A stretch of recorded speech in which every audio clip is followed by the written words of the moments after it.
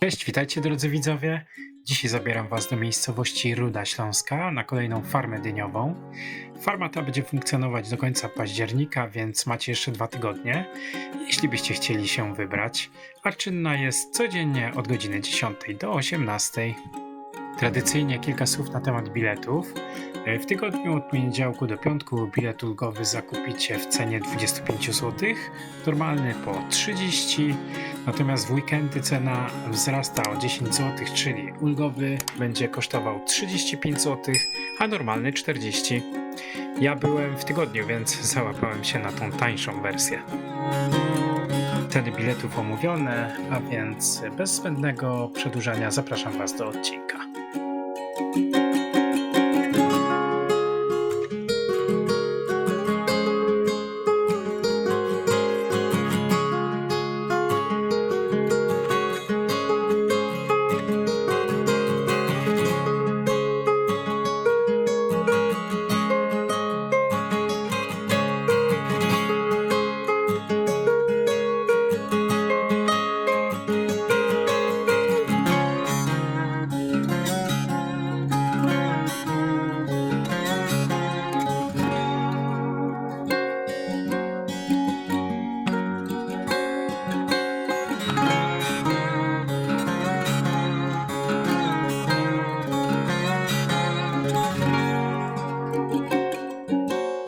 No i co my tutaj mamy? Bardzo ciekawą piaskownicę, w której zamiast piasku są ziarna kukurydzy.